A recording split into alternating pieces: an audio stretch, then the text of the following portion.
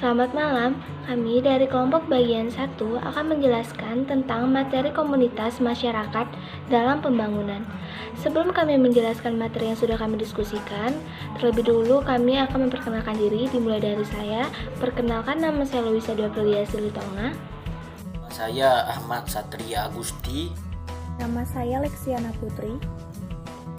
Nama saya Melia. Nama saya M. Syukur. Komunitas masyarakat dalam pembangunan. Pembangunan di Indonesia harus mengutamakan masyarakat dan pemerataan. Masyarakat harus ditempatkan sebagai titik sentral dalam pembangunan. Pendekatan pembangunan yang memihak kepada rakyat dikenal juga dengan pembangunan partisipatif. Konsep-konsep dasar dalam pemberdayaan komunitas meliputi komunitas masyarakat dalam pembangunan, pembangunan yang bertumbuh pada komunitas, pembangunan partisipatif, pembangunan dan pemberdayaan masyarakat, pengelolaan dan kebijakan pembangunan bertumbuh komunitas di Indonesia, prinsip dasar pengembangan dan pemberdayaan komunitas. Beberapa contoh pemberdayaan dalam masyarakat sebagai berikut. Komunitas masyarakat dalam pembangunan.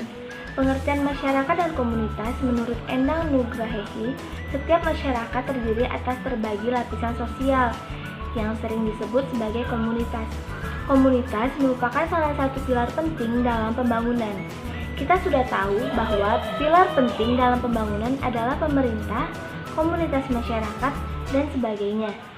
Setiap komunitas merupakan sebuah identifikasi dan interaksi sosial yang dibangun dengan berbagai dimensi kebutuhan fungsional. Pengikat dalam komunitas tersebut adalah kepentingan bersama dalam memenuhi kebutuhan sosialnya. Setiap komunitas akan mengembangkan cara dan mekanisme yang berbeda sesuai dengan kemampuan kelompoknya dan kondisi lingkungan di mana dia berada. Contoh dari komunitas tersebut yaitu ada dua.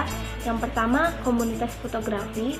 Ia dapat menyalurkan potensi yang dimiliki oleh anak muda agar dapat memajukan Indonesia. Yang kedua, komunitas peduli lingkungan dapat berkontribusi terhadap penyelamatan bumi dan lingkungannya. Pembantuan yang bertumpu pada komunitas. Pembantuan yang bertumpu pada komunitas adalah pembangunan yang memperdayakan masyarakat sebagai suatu komunitas. Pemberdayaan dilakukan dengan cara menciptakan iklim pembangunan yang kondusif, membuka akses sumber daya, akses informasi yang terbuka, serta mengoptimalkan pendayagunaan semua sumber daya dukung. Menurut Endang, tahapan-tahapan pembangunan yang bertumpu pada komunitas adalah sebagai berikut, yaitu identifikasi karakteristik komunitas, identifikasi permasalahan, perencanaan dan pemrograman mandiri, pembukaan akses pada sumber daya dan informasi.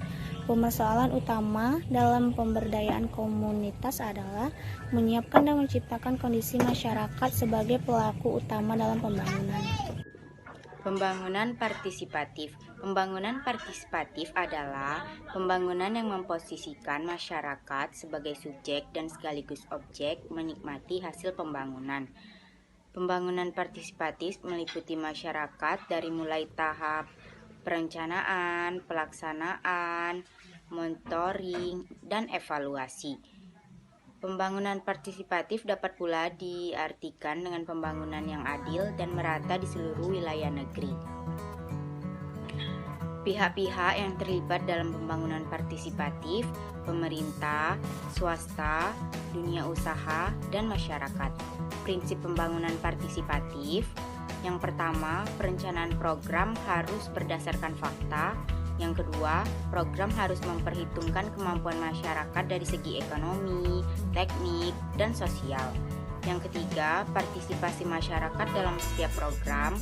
Yang keempat, program harus memperhitungkan kondisi, uang, waktu, alat, dan tenaga atau kuat yang tersedia, dan lain-lain. Pengelola dan kebijakan pembangunan bertumbuh komunitas Indonesia. Percepatan pembangunan dapat dilakukan melalui kebijakan pembangunan nasional yang memfasilitasi berbagai kegiatan komunitas masyarakat. Pemerintah berperan lebih netral dengan memberikan prioritas keberpihakan kepada semua pihak. Oleh karena itu, pemerintah harus mendukung partisipasi dengan memampukan atau enabling komunitas.